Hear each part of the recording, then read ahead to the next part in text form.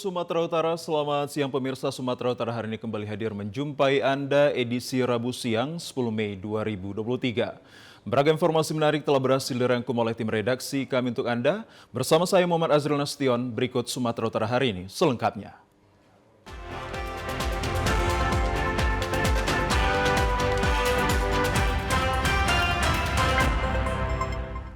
Pemirsa, di informasi yang pertama, cuaca buruk yang melanda wilayah Sumatera Utara mulai berdampak pada terhambatnya aktivitas pelayaran perhubungan laut rute Sibolga, Gunung Sitolinias, dan sebaliknya.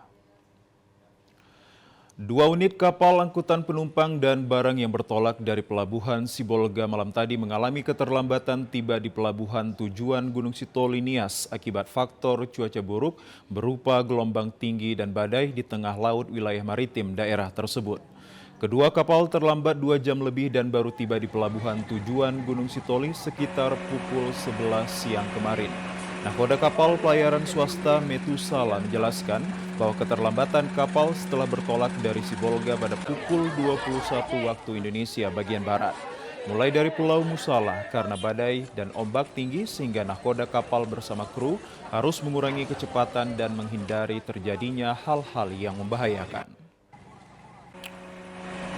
Kalau untuk BMKG ya semalam rendah, ya jadi kita berlayar ternyata masih ada gelombang. Sekarang 11 jam 50 menit. Normalnya berapa biasanya? 10 jam ya. Kalau gelombang dari Pulau Mangsalar, ya. Jadi untuk dari kru diharapkan ada yang itu security menjaga penumpang jangan sampai ada yang di pinggir-pinggir kapal itu demi keamanan penumpang. Sementara itu, salah seorang penumpang Yenima Lahagu mengatakan bahwa cuaca buruk menyebabkan dirinya terlambat sampai tujuan.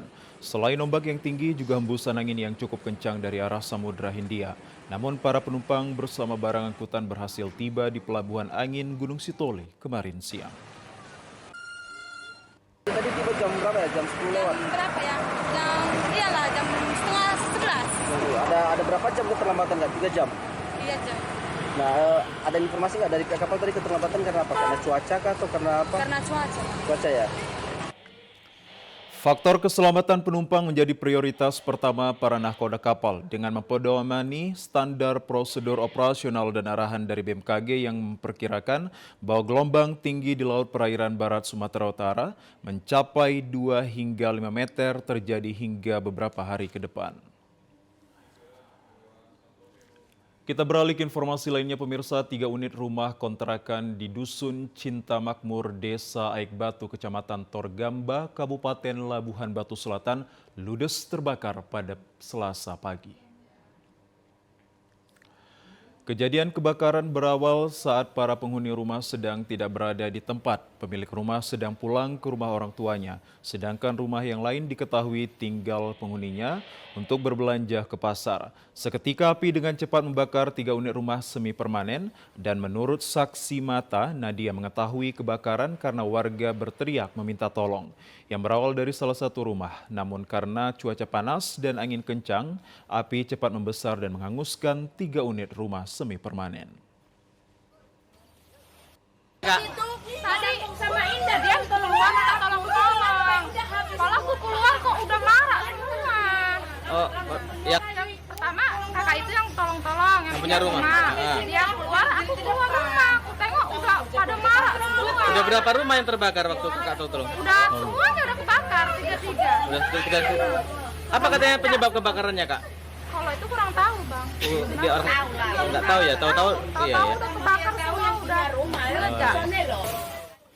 Sementara itu, Kepala Dusun setempat Bambang Wijayanto menjelaskan bahwa 3 rumah yang terbakar pada saat penghuni rumah tidak berada di rumah. Dugaan sementara asal api disebabkan oleh korsleting arus listrik. Kebakaran pagi ini tadi Pak, orangnya ketepatan nggak ada di rumah. Dari rumah ada pun dari satu pas pergi belanja pula.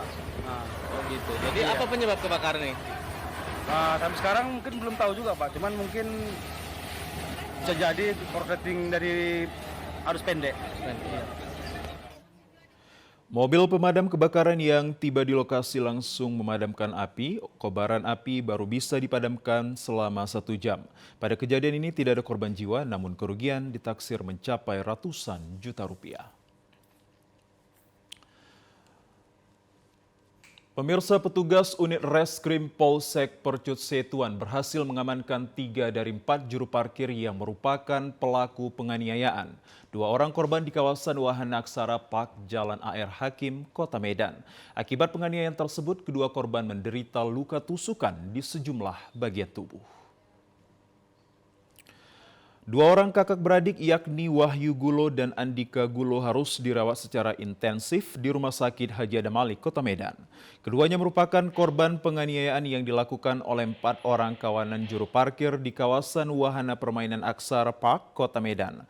Beberapa hari berselang pasca kejadian, petugas unit Reskrim Polsek Percut Setuan berhasil mengamankan 3 dari 4 pelaku penganiayaan. Dari 3 pelaku yang diamankan, 2 orang masih berstatus anak di bawah umur, serta seorang lagi bernama Ahmad Rizky Nasution yang berusia 18 tahun. Kapolsek Percut Setuan Kompol Muhammad Agus Setiawan mengatakan bahwa penganiayaan bermula saat terjadinya keributan antara korban dan para pelaku dikarenakan posisi parkir sepeda motor korban yang disebut tidak sesuai keinginan para juru parkir. Setelah terlibat keributan, salah seorang warga dari keempat kawanan juru parkir sontak mengambil pisau dan melakukan penganiayaan terhadap kedua korban hingga korban menderita luka tusukan di bagian leher, badan, dan juga tangan. Hingga kini polisi masih memburu seorang pelaku lagi yang merupakan pelaku penusukan terhadap korban. Ada 4 pelaku yang melakukan penganiayaan atau pengeroyokan tersebut. Dari 3 orang sudah berhasil kami amankan dan sekarang masih proses penyidikan lebih lanjut. Kemudian ada lagi 1 DPO pelaku yang melakukan penusukan sesuai dengan keterangan saksi-saksi.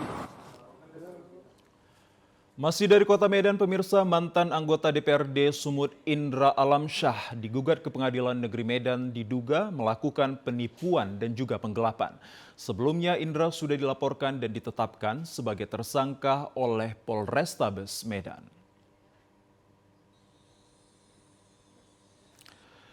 Kuasa hukum korban Rosmala Sebayang Ganda Tambunan mendaftarkan gugatan perbuatan melawan hukum ke Pengadilan Negeri Medan pada Senin siang. Dengan kode dan tanggal register PN Medan, kuasa hukum Rosmala Sebayang resmi melaporkan Indra Alamsyah mantan anggota Dewan atas dugaan penipuan dan penggelapan. Gugatan perdata ini dilayangkan pasca Indra Alamsyah ditetapkan tersangka oleh Polrestabes Medan. Meskipun statusnya sudah P21, namun Indra Alamsyah hingga saat ini tidak kunjung ditahan. Kuasa hukum Rosmala Sebayang Ganda Tambunan mengatakan bahwa kasus ini bermula dari Indra Alamsyah yang menawarkan mobil truk kepada korban. Indra meminta uang DP sebesar 100 juta, namun setelah uang diberikan Indra tak kunjung memberikan mobil tersebut. Bahkan korban sama sekali tidak pernah melihat mobil truk yang ditawarkan oleh para pelaku.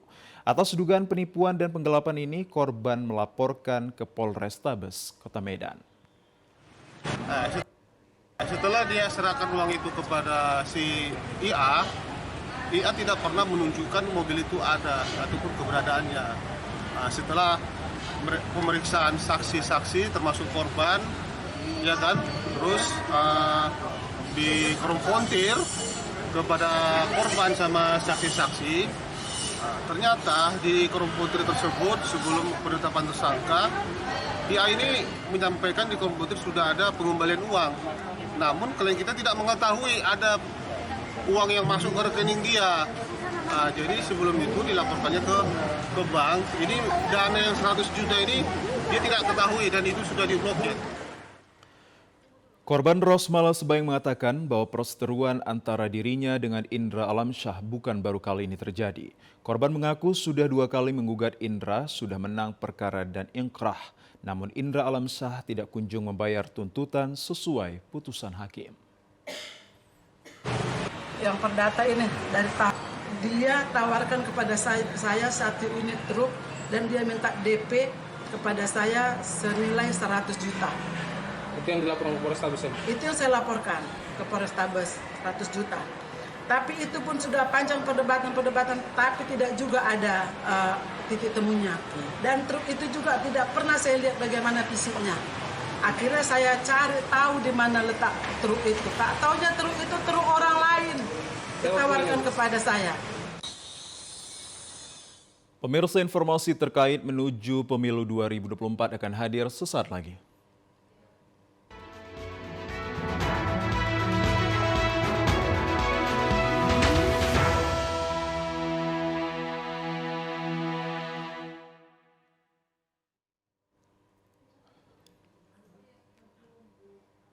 Ya, pemirsa, meski sudah memasuki hari ke-9 pendaftaran pengajuan balon anggota DPRD Kabupaten, namun KPUD Labuhan Batu Selatan belum ada menerima partai politik yang mendaftar ke KPUD Labusel. Beginilah suasana kantor KPUD Labuhan Batu Selatan terlihat sepi dari aktivitas. Sebanyak 18 partai politik terdaftar di Kabupaten Labusel belum mendaftarkan pengajuan bakal calon legislatif DPRD Kabupaten di Sekretariat KPU di Jalan Lintas, Sumatera. Titik kembar Kampung Bedage, Kota Pinang, di mana Divisi Teknis Penyelenggaraan KPUD Labusel, Ivan Ejer mengatakan pendaftaran sudah dibuka mulai 1 Mei hingga 14 Mei 2023. Namun memasuki 9 hari kerja belum ada satupun partai politik yang mengajukan dokumen bakal calon legislatif karena masih menunggu arahan DPP masing-masing.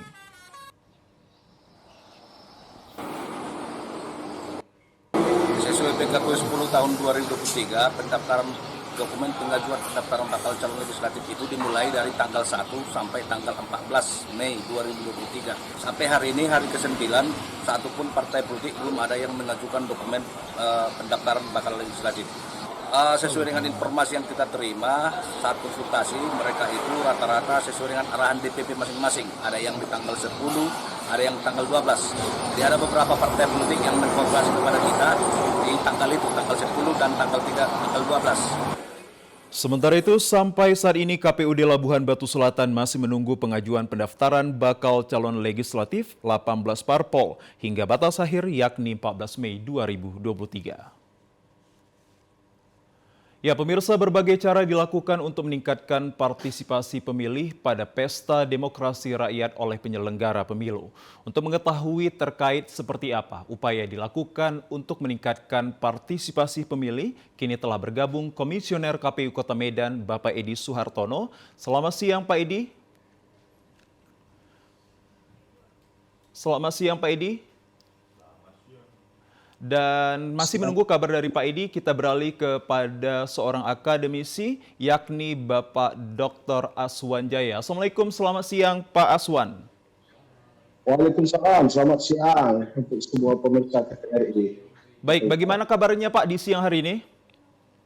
Alhamdulillah, baik-baik saja. Saya Baik. sedang di kantor Lurah Seskabinci, ngurus surat tanda bukti sebagai pemilih. Baik, sepertinya Bapak Edi Suhartono telah bergabung. Saya ingin menyapa terlebih dahulu. Assalamualaikum, selamat siang Pak Edi, selaku Komisioner KPU Medan. Selamat siang, Bung. Bagaimana kabarnya Pak? Alhamdulillah baik, sehat alhamdulillah. Baik Pak, terkait tentang partisipasi pemilih pemilu 2024, mengingat kontestasi ini akan sangat akbar sekali sehingga berbagai hal yang harus dilakukan terkait usaha dan upaya. Lantas seperti apa upaya dari KPU Kota Medan untuk penyelenggaraan dalam hal meningkatkan partisipasi publik? Baik, terima kasih Pak. Jadi memang KPU Kota Medan sama dengan KPU-KPU lain ya di berbagai tempat yang melaksanakan tahapan, tentunya kita ingin menyampaikan informasi kepemiluan ini kepada masyarakat secara masif. Nah, ini sudah kita awali ketika pertama kali kemarin launching ya, pemilu 2024 ini yang dilakukan secara nasional yang kemudian kita laksanakan di Kota Medan live ya dengan mengundang para pihak, unsur Prokopimda masyarakat, termasuk partai politik. Nah, kemudian sosialisasi atau katakanlah penyampaian informasi kepemilikan juga kemarin kita laksanakan melalui kegiatan kirap nasional yang dilaksanakan secara nasional oleh pimpinan kita KPU, kemudian dilaksanakan secara serentak kemudian di berbagai tempat, termasuk Medan salah satu wilayah yang kemudian menjadi salah satu yang dikunjungi oleh kirap nasional kemarin ya. Nah, ini salah satu upaya katakanlah menyampaikan informasi kepemiluan kepada masyarakat terkait dengan pesta demokrasi pemilu tahun 2024 ini. Nah, hal-hal lain terkait dengan misalnya yang langsung bersentuhan dengan masyarakat, memang kita beberapa ya belum secara intens ya berinteraksi untuk menyampaikan kegiatan seperti coklit kemarin sudah kita laksanakan ya, tahap coklit ya, termasuk kemarin pembentukan badan ad hoc dan seterusnya. Nah, ini bagian dari upaya-upaya katakanlah mendekatkan mendekatkan KPU kepada para pemilih atau kepada publik untuk menyampaikan informasi kepemiluan tahun 2024. Di kegiatan coklit kita kemarin misalnya itu yang dilaksanakan oleh petugas kita, itu kita juga menyampaikan informasi tentang dan segera mendata, tapi juga menyampaikan informasi kapan kita pelaksanaan pemilu ini dan seterusnya. Baik. Nah, hal-hal lain ini punya berjalan seiring dengan tahapan yang sedang berlangsung, termasuk sekarang kita sedang menerima pendaftaran caleg. Baik. Baik Pak, sebelum kita beralih kepada Bapak Aswan, saya ingin juga menanyakan terkait periode sosialisasi ataupun penyebaran informasinya ini kapan dilakukan Pak, agar bisa meningkatkan partisipasi pemilih tersebut? Sebenarnya kalau sosialisasi ini kan berjalan terus ya, ongoing ya, sejak awal. Setiap tahapan misalnya di masing-masing misalnya sosialisasi data pemilih ini dilaksanakan terkait dengan misalnya sekarang kita akan melaksanakan rapat katakan pleno terkait dengan DPS-API. Sebelumnya data pemilih sementara ini kan akan berjalan terus. Nah, yang lain kegiatan sosialisasi yang langsung berhadapan dengan masyarakat tatap muka ya, ini memang kita akan laksanakan dalam beberapa katakanlah waktu yang akan datang setelah kita kemarin melaksanakan kirap nasional. Ini tentunya terkait dengan misalnya kesiapan atau katakanlah momentum waktu yang memang ini sangat beriringan semua. Jadi kita tahap sekarang ini penerimaan calon legislatif, kemudian juga bagian pendamping juga sibuk. Nah, secara paralel juga kita akan melakukan sosialisasi tatap muka dengan mengundang misalnya segmen-segmen seperti kalangan perempuan, disabilitas, dan kemudian pemilih-pemilih. Nah, ini yang berjalan sifatnya, tidak ada batasan bahkan sampai menjelang hari H. Nah, tinggal kita memastikan nanti kegiatan-kegiatan sosialisasi ini betul-betul menyasar kepada kelompok-kelompok yang kita masukkan tadi, paling tidak pemilih perempuan, kemudian disabilitas, dan para pemilih-pemilih. Begitu Pak. Baik, saya beralih kepada Bapak Dr. Aswan Jaya selaku akademisi. Bagaimana terkait tanggapan Anda dalam hal apa yang telah dilakukan oleh KPU Kota Medan ini untuk dapat meningkatkan partisipasi pemilih? Tadi saya mendengar bahwa terkait sosialisasi hingga penyebaran informasinya ini sudah bisa dikatakan masif karena dilakukan juga secara serentak. Bagaimana menurut Anda, Pak Aswan? Ya, saya sih mengapresiasi pekerjaan yang dilakukan oleh KPU dengan berbagai tahapan yang sudah mereka lakukan sedemikian rupa sesuai dengan amanat undang-undang. Dan menurut saya sih cukup baik karena pemilu ini kan bukan pengalaman pertama, itu sudah berulang. Itu KPU mengevaluasi seluruh perjalanan pelaksanaan pemilu, baik pendataan pemilih, sosialisasi pemilihan itu sendiri dan lain sebagainya. Itu sudah berjalan dengan baik. Kalau partisipasi pemilih dan pengetahuan pemilih soal pemilu, banyak media yang bisa diakses oleh pemilih terkait dengan berbagai perkembangan pemilu. Dan KPU sendiri dengan berbagai instrumen sosialisasinya, juga pihak-pihak yang terlibat dan berkepentingan terhadap pemilu itu sendiri, semuanya sudah penutup. Sehingga apalagi di Kota Medan masih begitu cepat sampai pada pemilu.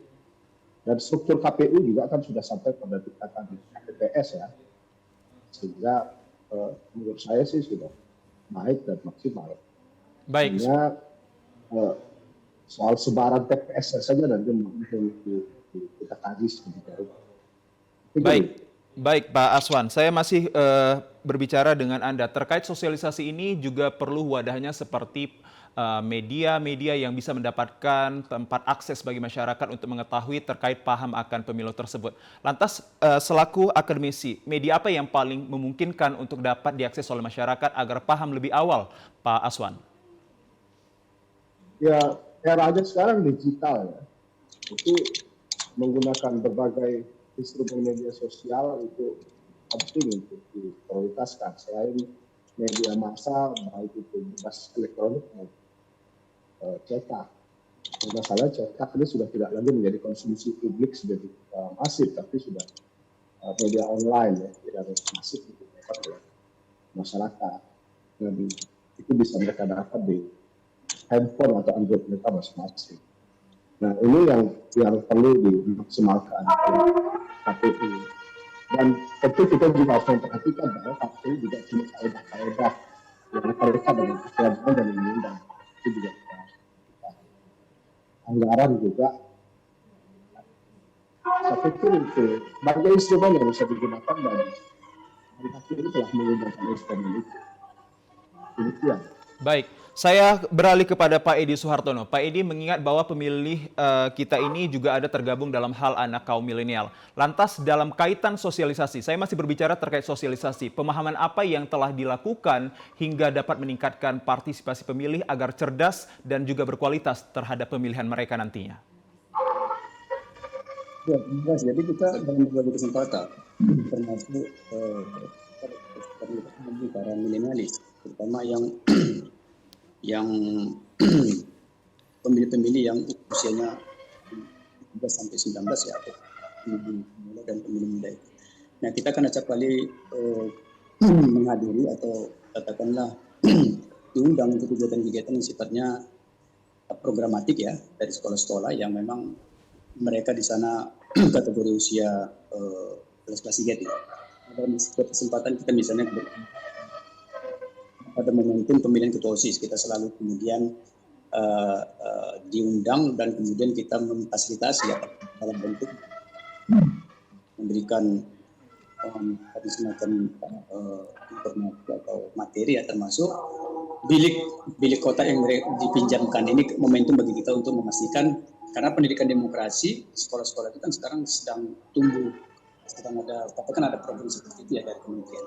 Di sini momentum bagi KPU untuk menyampaikan informasi, terutama misalnya pemilu 2024 bagi para pemilih pemula yang notabene nanti di 14 Februari 2024 sudah masuk ke 17 tahun, tentunya ini sangat strategis untuk kita sampaikan. Dari beberapa kegiatan kita yang terkait dengan penyampaian informasi ini dilaksanakan baik bersama-sama dengan sekolah maupun kemudian yang kita memang ada program lewat misalnya program Rumah Pintar Pemilih. Nah ini juga Rumah Pintar Pemilih salah satu katakanlah media untuk berinteraksi dengan para pemilih pemula yang memang ini salah satu concern dari KPU untuk memastikan proses yang namanya pendidikan pemilih atau voter education tadi itu ini bisa dilaksanakan secara intensif atau secara reguler tanpa ada pesta demokrasi pemilu pun sebenarnya eksistensi Rumah Pintar Pemilu sebagai media yang sangat strategis untuk menyampaikan informasi kepemiluan atau pendidikan demokrasi kepada masyarakat, terutama mereka-mereka yang pada kategori pemilih pemula dan pemilih.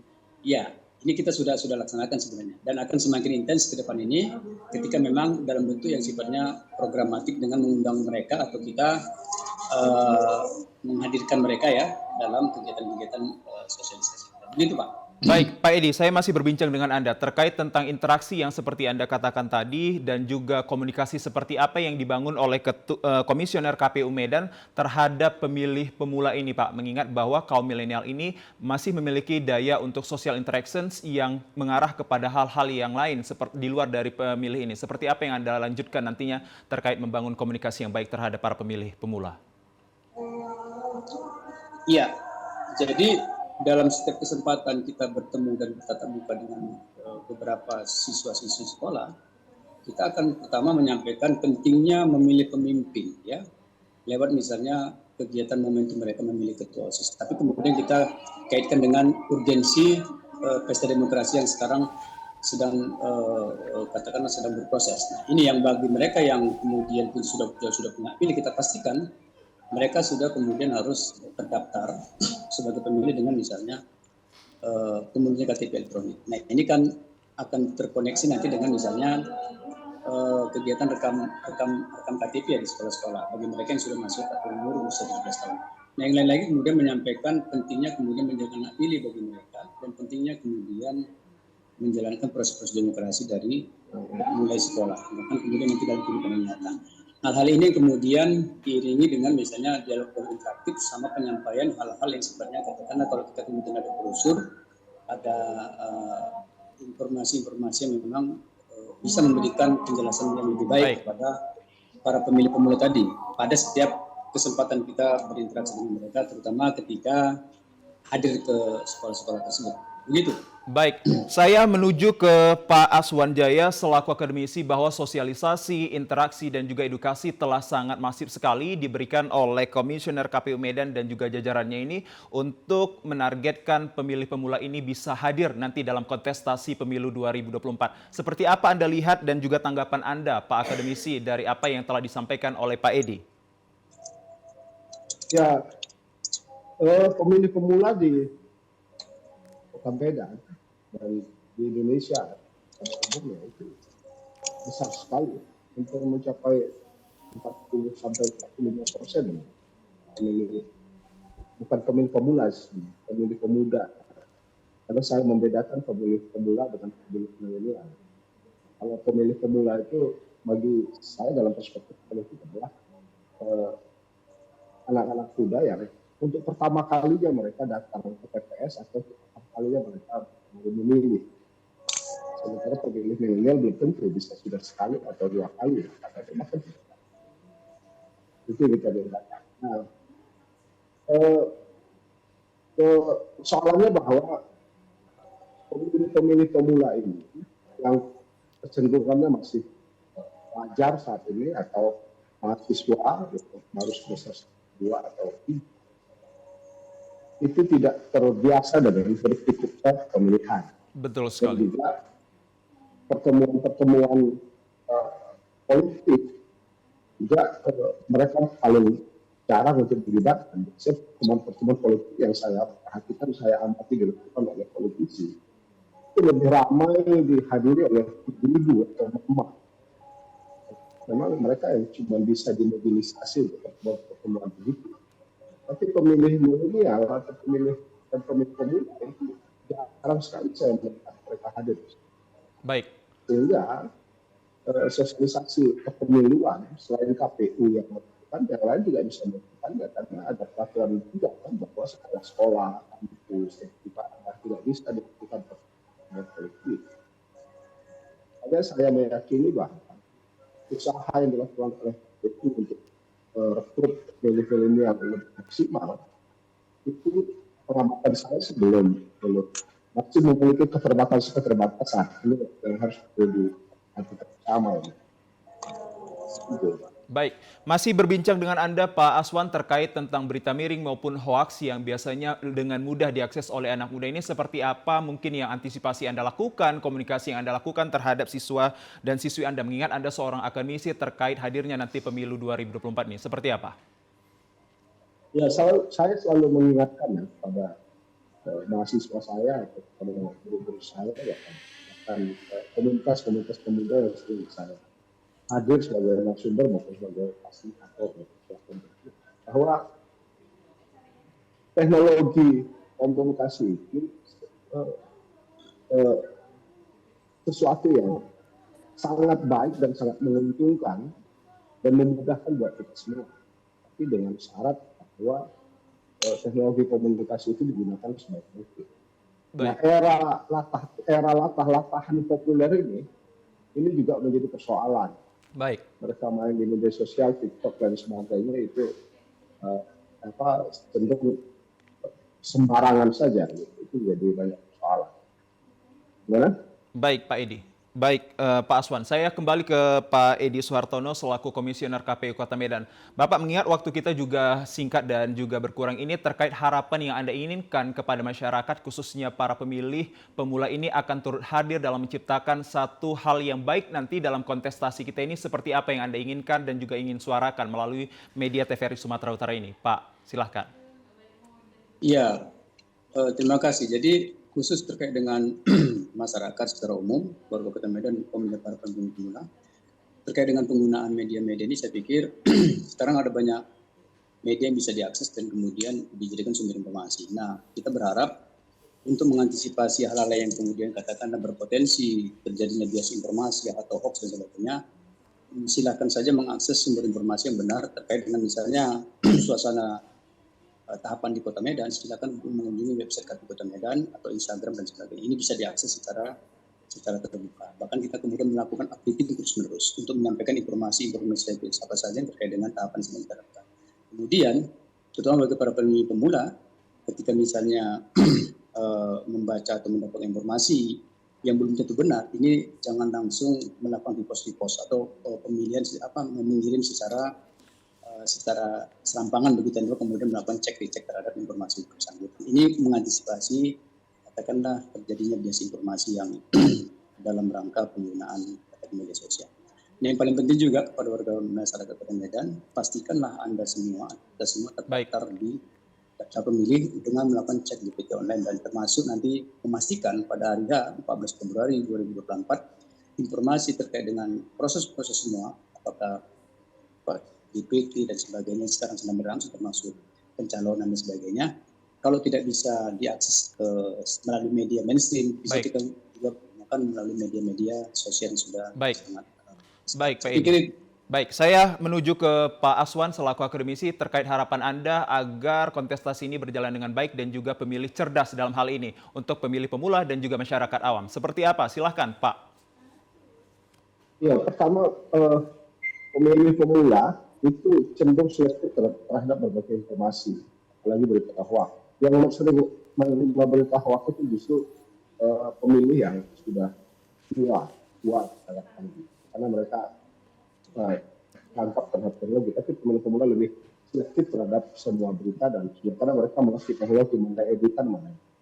Itu yang pertama. Yang kedua, bahwa lokus dari pemilih pemula itu ada di sekolah-sekolah dan ada di tempat nongkrong, kafe dan sebagainya. Dan sebenarnya mereka bermain game, ngobrol dan itu kebiasaan mereka. Sehingga menurut saya sih KPU selain sekolah-sekolah dan tempat-tempat nongkrong anak-anak muda itu perlu ada brosur-brosur dan hal-hal yang terkait dengan instrumen sosialisasi.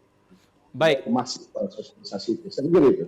Baik, terima kasih saya ucapkan atas kehadiran dari Bapak Dr. Aswan Jaya selaku akademisi dan juga turut dihadiri oleh Komisioner KPU Medan yakni Bapak Edi Suhartono. Semoga harapan kita ini dapat tercipta dengan baik dan juga maksimal dalam hal sosialisasi dan juga penyelenggaraan nanti hingga 14 Februari 2024 atas kontestasi akbar ini. Terima kasih saya ucapkan kepada kedua narasumber saya. Selamat siang dan Assalamualaikum. Selamat melanjutkan aktivitas Bapak. Selamat siang.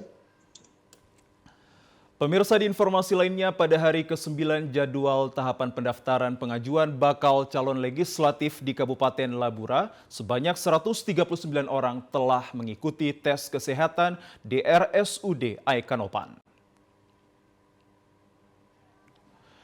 Sesuai jadwal tahapan pemilu tahun 2024 mendatang di hari ke-9, jadwal pendaftaran bakal calon legislatif di Kabupaten Labura baru 139 orang bacalek dari partai politik yang mengikuti tes kesehatan. Sementara itu, sesuai PKPU nomor 10 tahun 2023 bahwa pendaftaran di KPU mulai dibuka mulai 1 Mei hingga 14 Mei 2023 mulai pukul 8 hingga pukul 4 sore. Kecuali pada 14 Mei 2023 pendaftaran dibuka mulai pukul 8 hingga 23.59 WIB.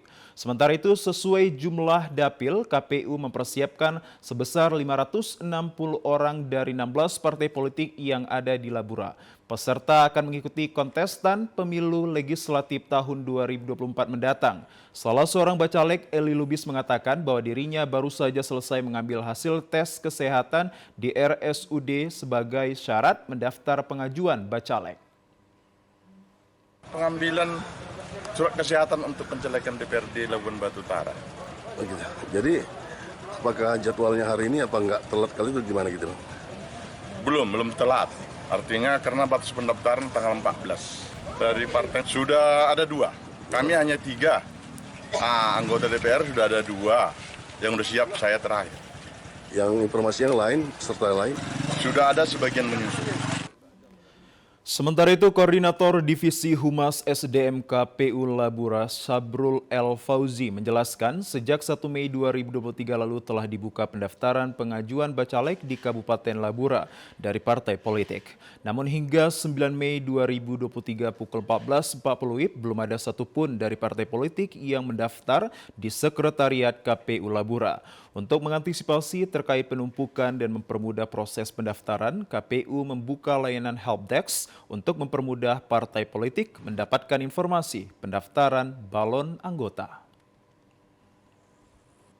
Ya, sementara ini kita terus melakukan komunikasi aktif ya dengan partai politik, dalam hal ini LO masing-masing partai politik, agar partai politik yang bersangkutan segera memenuhi persyaratan-persyaratan yang telah ditentukan oleh PKPU 10 tahun 2023. Dan kami selalu berkoordinasi dengan pimpinan partai politik dan ataupun LO sebagai penghubung partai politik untuk memberikan informasi-informasi yang terkait dengan persyaratan pencalonan ataupun syarat calon yang harus dipenuhi.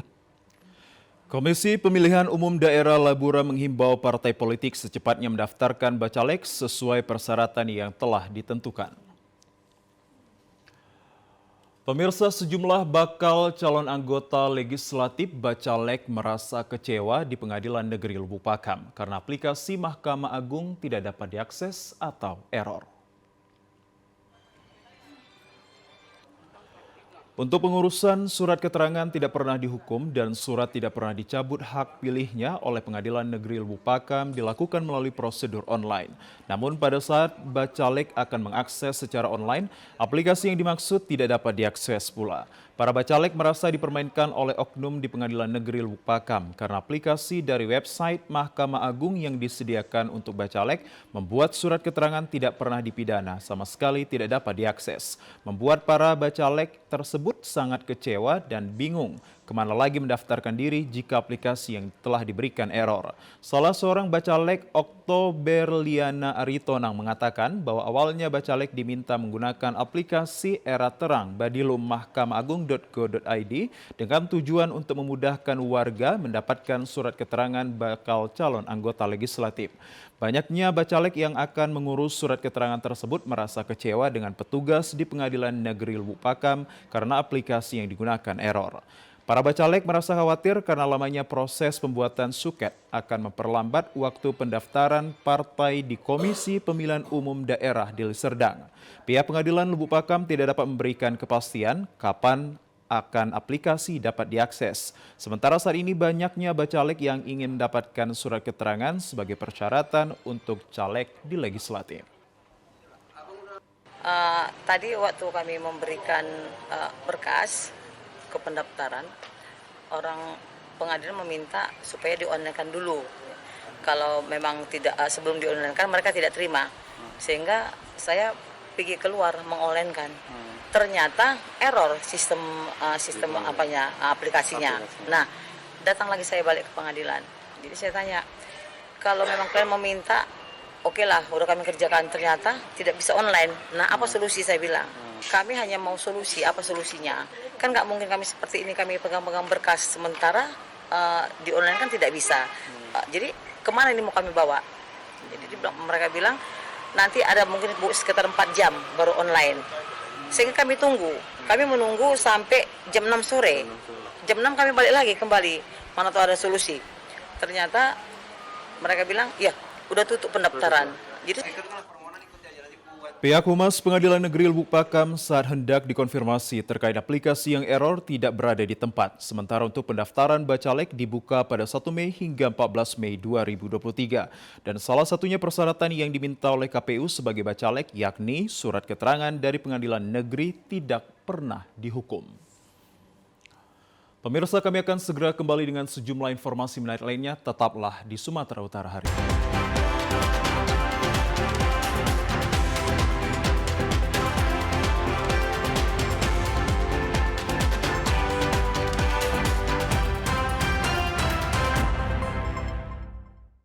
Masa saat ini terutama kaum ibu sangat beresiko terpapar berita bohong sehingga dengan mengikuti pengajian dan belajar ilmu tauhid tasawuf dan bisa jadi alat yang efektif untuk menanamkan pendidikan karakter ke keluarganya dan bisa fondasi yang kuat bagi anak-anak untuk tumbuh menjadi generasi yang religius. Hal tersebut diungkapkan pembina Forum Silaturahmi Majelis Taklim Sumatera Utara yang juga Ketua Perempuan Pecinta Tauhid Tasawuf P2T Sumut, Datuk Hajah Hikmatul Fadilah pada acara Halal Bihalal bertempat di Posko Fastabiqul Khairat Jalan Air Bersih, Medan. Dengan mengambil tema dengan semangat halal bihalal, kita bangun ketakwaan dan kebersamaan, menjalin silaturahmi dan saling memaafkan untuk kembali suci. Di hadapan 600 jemaat yang tersebar dari berbagai kabupaten kota, pihaknya juga memohon maaf lahir dan batin atas hilap yang tercipta dan berharap amal ibadah puasa selama bulan Ramadan diterima oleh Allah Subhanahu wa taala. Di bulan Saul ini, kaum ibu pengajian tetap mempertahankan amal ibadah dan dapat ditingkatkan pula. Halal bihalal menjadi tradisi masyarakat yang harus dilestarikan. Halal bihalal memiliki banyak manfaat, tidak hanya sebagai media saling memaafkan maupun silaturahmi, namun salah satu sarana untuk menambah ilmu pengajian dan menyebarkan kasih sayang antar sesama pula. Kedepan pihaknya akan kembali mengadakan kegiatan rutin sentuhan kasih sayang ke lembaga pemasyarakatan wanita di Tanjung Gusta, Medan dengan mengadakan pengajian rutin dan memberikan tali asih berupa bantuan alat sholat dan juga perlengkapan mandi. Jadi momentum daripada halal bihalal ini kita sangat mengharapkan ke depan mudah-mudahan forum lebih solid lagi dalam program kebajikan terutama. Apalagi kami punya PR untuk mendatangi lapas ya yang ada di Tanjung Gusta. Kita bisa sama perempuan memberikan motivasi kepada mereka yang ada di sana dan kemudian kita selalu membuat acara kebajikan yaitu memberikan sembako, nikah massal, hitan massal ya. Dan akhirnya kami juga mengadakan acara sentuhan kasih sayang. Itulah P2T yang dikatakan guru kami Haji Amran Wali Al-Halidi. Sentuhan kasih sayang ini kita sama-sama bagaimana caranya menghargai orang lain ya, kemudian memberikan sentuhan kasih sayang kepada orang yang belum kita kenal sama sekalipun. Akhirnya insya Allah forum ini dapat berkembang dengan baik. Dalam kesempatan tersebut, Al-Ustadz Muhammad Saleh Umar didampingi Al-Ustadz Usman Malik, Dr. Suherman menyampaikan tausiah yang menjelaskan sebaik-baik manusia adalah yang paling bermanfaat bagi orang lain. Jika kita berbuat baik, sesungguhnya berbuat baik bagi diri sendiri. Berbuat baik terhadap sesama makhluk ciptaan Allah di dalam kehidupan sehari-hari juga merupakan bagian dari menjadi manusia yang bermanfaat. Kami atas nama penasehat Majelis Taklim Sumatera Utara mengucapkan syukur kepada Allah Subhanahu wa taala atas terselenggaranya acara ini. Kami mengapresiasi acara ini dengan sebaik-baiknya. Berkumpulnya dua forum Majelis Taklim dan Majelis Tasawuf. Semoga kedepannya ini membawa berkah bagi kita semuanya. Kita sebagai orang Islam, orang beriman, orang yang bertakwa, dengan selesainya melaksanakan ibadah puasa Ramadan, maka ketika memasuki bulan Syawal, amal ibadah kita lebih meningkat lagi. Uhuwah kita kepada Allah, uhuwah kita kepada manusia terjalin dengan baik. Karena ketika mengatakan takwa adalah hablum minallah wa hablum minan nas. Kita jaga hubungan baik kepada Allah, kita jaga hubungan baik kepada manusia. Kegiatan halal bihalal diakhiri dengan tepung tawar calon haji jemaah Forum Silaturahmi Majelis Taklim P2T dan kegiatan makan bersama.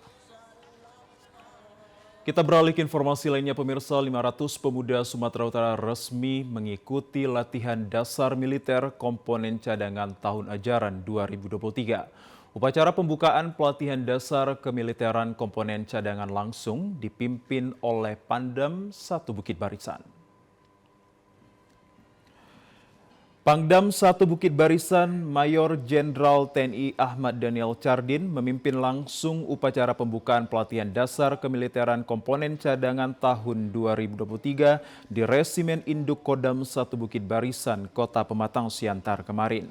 Sebanyak 500 pemuda asal Sumatera Utara resmi mengikuti latihan dasar militer komponen cadangan tahun 2023. Bela negara tidak hanya menjadi tanggung jawab Kementerian Pertahanan dan TNI, namun juga menjadi tanggung jawab masyarakat melalui komponen cadangan. Pembentukan komponen cadangan ini merupakan salah satu penerapan strategi sistem pertahanan dan keamanan rakyat yang dianut Indonesia. Sistem ini diyakini mampu menangkal segala bentuk ancaman yang mungkin saja terjadi, yakni dengan melibatkan seluruh komponen bangsa untuk mempertahankan negara kesatuan Republik Indonesia.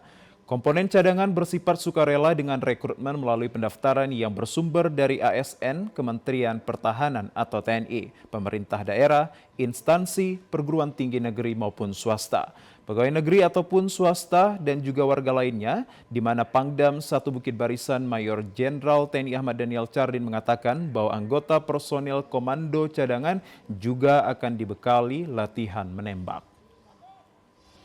Cadangan ini sewaktu-waktu dia dapat memperbesar, memperkuat komponen utama. Jadi ini yang kita coba lakukan. Jadi dilakukan oleh Kementerian Pertahanan dalam menjabarkan Undang-Undang Nomor 23 tahun 2019 tentang kekuatan sumber daya nasional untuk pertahanan negara. Pada tahun 2022 lalu, Kementerian Pertahanan telah merekrut sebanyak 6.077 anggota komponen cadangan dan pada tahun 2023 sebanyak 2.500 anggota komponen.